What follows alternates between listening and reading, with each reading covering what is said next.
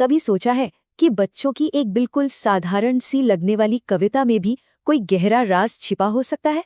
आज हम एक ऐसी ही कविता के पर्दे के पीछे की शानदार सोच को समझने वाले हैं। ये सिर्फ एक प्यारी सी कविता नहीं, बल्कि बहुत होशियारी से बनाया गया सीखने का एक औजार है। तो चलिए इस प्यारी सी तस्वीर और इन शब्दों के साथ इस सफर की शुरुआत करते हैं। वाह मेरे घोड़े! देखते हैं कि कैसे खेल खेल में सीखने की कला को इस कविता में बड़ी खूबसूरती से पिरोया गया है। तो सबसे पहले इसके टुकड़ों को समझने से पहले क्यों ना हम पूरी कविता का एक बार आनंद लें। बस आराम से बैठें, सुने और इसके लय को महसूस करें। एक कदम, दो कदम, तीन कदम, ताल। वाह मेरे घोड़े, क्या तेरी चाल। एक कदम, दो कदम, तीन कदम, ताल। भाग मेरे घोड़े, चल नैनीताल। एक कदम, दो कदम, तीन कदम, ताल। ले मेरे घोड़े चने की दाल। एक कदम, दो कदम, तीन कदम, ताल। खाकर दिखा फिर अपना कमाल। कितनी प्यारी और सरल कविता है ना? लेकिन इसके पीछे और भी बहुत कुछ है। चलिए अब इसकी पहली परत को उतारते हैं और देखते हैं कि इसकी कहानी असल में क्या कहती है। देखिए, इस कविता की कहानी 3 बहुत ही आसान हिस्सों में बंटी है। पहला हिस्सा है सफर, जिसमें एक लड़का और घोड़ा नैनीताल जा रहे हैं। दूसरा है इनाम, जहां घोड़े को चने की दाल मिलती है। और तीसरा है चुनौती, जब घोड़े से अपना कमाल दिखाने को कहा जाता है। किसी भी बच्चे के लिए इसे समझना और याद रखना कितना आसान है। अब आते हैं इसकी दूसरी परत पर, जो है शब्दों का संगीत। चलिए ये समझते हैं कि कैसे इसकी लय और तुकबंदी मिलकर इस कविता को इतना यादगार बना देते हैं। इस कविता में एक शब्द बार बार आता है, ताल। ताल का मतलब है रिदम, बीट। ये वो दोहराव है जो कविता को आकर्षक बनाता है। एक कदम, दो कदम, तीन कदम और फिर ताल। ये बच्चों को अपने साथ बोलने के लिए जैसे बुलाता है।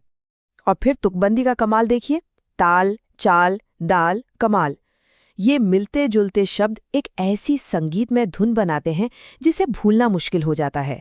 तो ये सिर्फ मजे के लिए नहीं है, ये असल में एक स्मृति सहायक तकनीक है, जिसे अंग्रेजी में निमोनिक डिवाइस कहते हैं। लय और तुकबंदी मिलकर शब्दों को बच्चों के दिमाग में बैठाने में मदद करते हैं।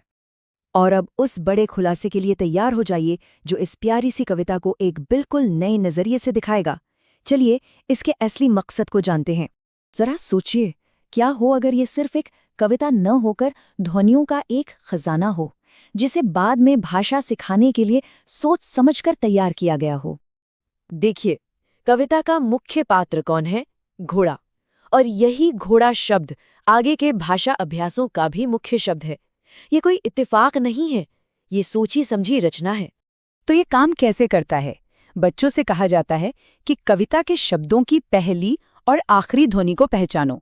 इससे वो शब्दों को उनकी ध्वनियों में तोड़ना सीखते हैं।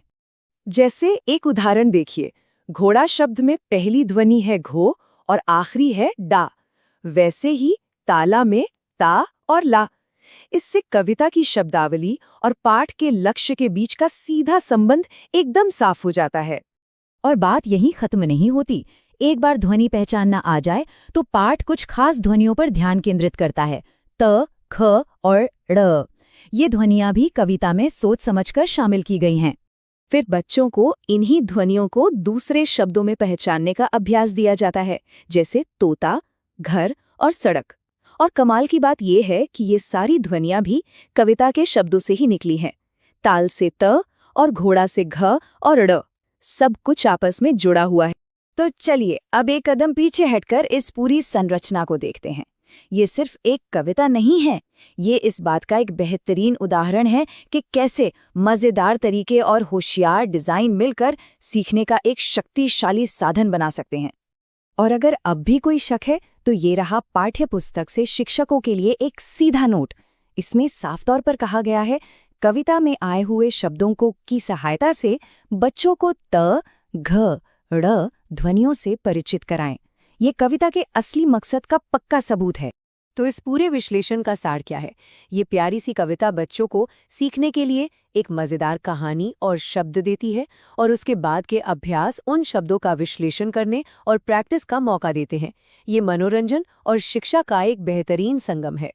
और ये हमें एक दिलचस्प सवाल के साथ छोड़ जाता है। हमारे चारों ओर, हमारी रोजमर्रा की चीजों में और कहाँ ऐसी शक्तिशाली और होशियारी से बनाई गई शिक्षाएं छिपी हुई हैं जो